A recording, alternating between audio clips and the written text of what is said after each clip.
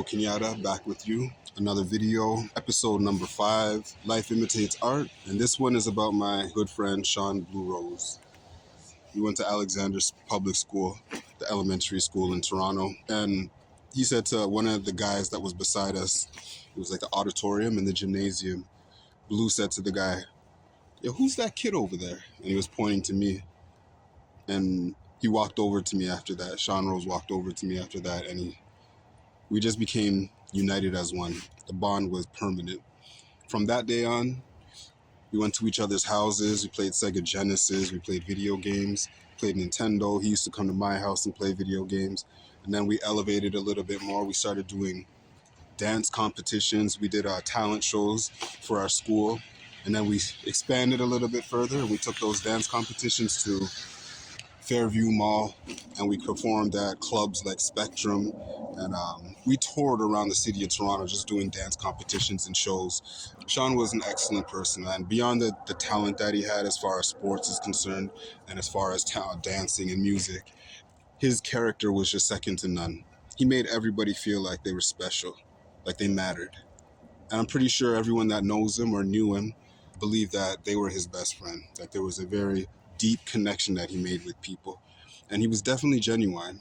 He wasn't artificial. Like he wouldn't sugarcoat things. He would just tell you exactly what it was. So I'll give you an example of that.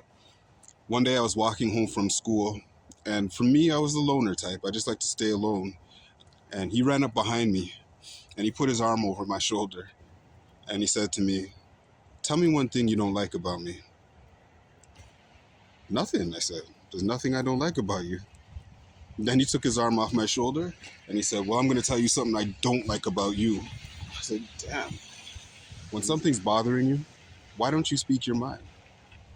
He said, "You need to let people know when something's wrong."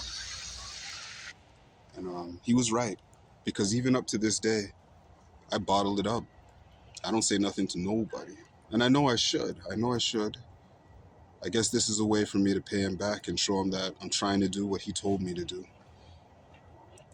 Shawn, thank you for that wisdom.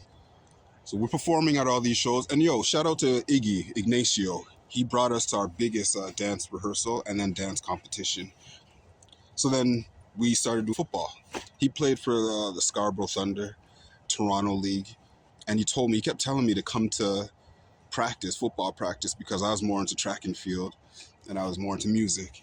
He really encouraged me to come out and try out for the football team. And so I did. Me and my brother, we both went to football practice. The man was on another level, man. He was on another level. At that practice, he just shined. He showed me that his talent truly is for football at that time in life. What he did after the first football practice, he blew all of us away in a race. I was shocked because he and I were always very close as far as running is concerned. He blew all of us away. I just looked up and he was 10 feet ahead of me. His brother's incredible, man. And then high school comes around and we started to lose touch with each other, because he went to a school called Pearson and I went to a school called West Hill. Those two schools at that time especially were extreme rivals. They never got along, and they were combative in basketball especially. And he was on the basketball team and I played my first year of basketball for West Hill. So then after basketball, college comes around, and definitely this is the point where we broke. We lost complete touch with each other. I don't even think I had his phone number. But I do remember him coming over to my house one day, and this is during the time when he was in college. He sat on my bed and he was explaining to me what made Allen Iverson so great. And this is like Allen Iverson's first year in the league. He was just a rookie, and BLU sat on my bed and he was like, they need to construct a team around him, construct a team around Allen Iverson and let Iverson shine, communicating, just talking with me. He was telling me what was on his mind. While he was still in our house, he said to me, tears came to his eyes. He said, he pulled out a picture of his girlfriend, and he said, "She's not living in Toronto. She's living in the States." He's like, "But I miss her and I want to be with her." And then that's when the tears start to fall. Years go by. I moved out west to Alberta for a little while. Then when I came back from Alberta, I visited his house just to say hi. And we talked for a little while. And then he ran inside his house, brought out a pen and a piece of paper. That's something you had to do back in those days. And he wrote his number down on the wall, on the brick wall of his house. And before he passed me the sheet, he said, "Do not throw this away." And he said, "Please make sure you get in touch with me. Like, let's talk." And that's the last conversation we ever had.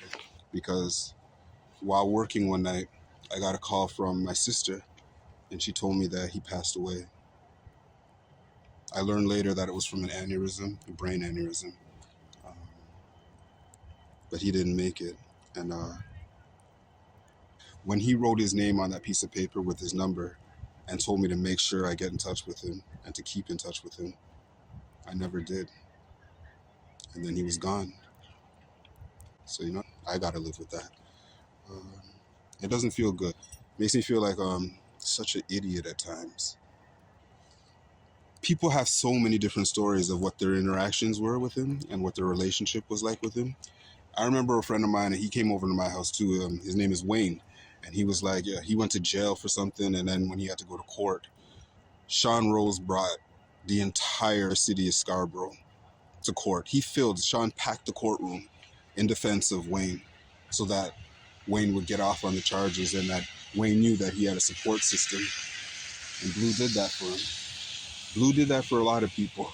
Blue does things like that for everybody. That's what made him so special. He cared, like he cared about you.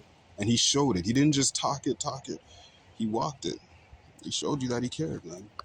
Special, special, special man. Special man. What they did for Shawn Rose is they renamed one of the parks in the city of Toronto after him. It's called Shawn Blue Rose Park. It's because of his impact on the community.